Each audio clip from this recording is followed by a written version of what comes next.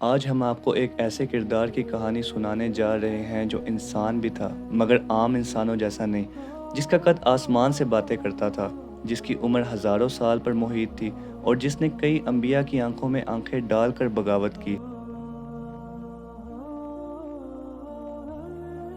یہ کہانی ہے اوج بن انک کی، ایک نافرمان مخلوق، ایک نافرمان انسان جو اپنی طاقت، غرور اور طویل زندگی کے باوجود اللہ کی پکڑ سے نہ بچ سکا۔ روایات کہتی ہیں کہ اوج حضرت آدم علیہ السلام کی بیٹی انک کے بطن سے پیدا ہوا، اسی لیے اسے اوج بن انک کہا گیا۔ لیکن اس کی فطرت میں ایک عجیب سا غرور اور بغاوت چھپی ہوئی تھی۔ وہ عام انسانوں سے الگ تھا، نہ وہ نبیوں کی بات مانتا تھا، نہ اللہ کا ذکر کرتا تھا، نہ ہی کسی ہدایت کو قبول کرتا تھا۔ طوفان نوح میں جب اللہ کا عذاب آیا اور زمین و آسمان سے پانی برسنے لگا تو حضرت نوح علیہ السلام کو کشتی بنانے کا حکم ملا۔ ہر وہ انسان جو مومن تھا وہ کشتی میں سوار ہوا، مگر اوج وہ تو اتنا لمبا تھا کہ پانی بھی اس کے سینے تک نہ پہنچا۔ بعض روایات کہتی ہیں کہ وہ کشتی کے باہر کھڑا ہو کر سانس لیتا رہا۔ بعض روایات یہ بھی بتاتی ہیں کہ اللہ تعالیٰ نے اسے بطور آزمائش باقی رکھا تاکہ آنے والی نسلیں اس کے غرور سے عبرت حاصل کریں۔ اوج بن انک نے حضرت نوح علیہ السلام کے وقت سے لے کر حضرت موسیٰ علیہ السلام کے وقت تک زندگی گزاری، یعنی تقریباً 3500 سال۔ لیکن اس طویل عمر میں وہ دن بدن اور زیادہ سرکش، نافرمان اور ظالم بنتا چلا گیا۔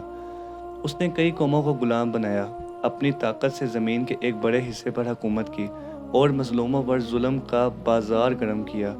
نہ کسی نبی کی پرواہ، نہ کسی رب کا خوف۔ پھر ایک وقت آیا کہ حضرت موسیٰ علیہ السلام بنی اسرائیل کو سرزمین مقدس کی طرف لے جا رہے تھے۔ ان کے سامنے ایک ایسی قوم کھڑی تھی جس کا نام قوم عمالقہ تھا، جو طاقت، قد اور جسمانی قوت میں دنیا کی ہر قوم سے مختلف تھی، اور ان کے درمیان اوج بن انک کھڑا تھا، ایک عجیب الخلقت مخلوق۔ کہا جاتا ہے کہ اس کا قد آسمان کو چھوتا تھا، بادل اس کے سینے سے ٹکراتے تھے، وہ سمندر میں کھڑا ہو کر پانی پی جاتا اور ایک ہاتھ سے پہاڑ کو توڑ ڈالتا۔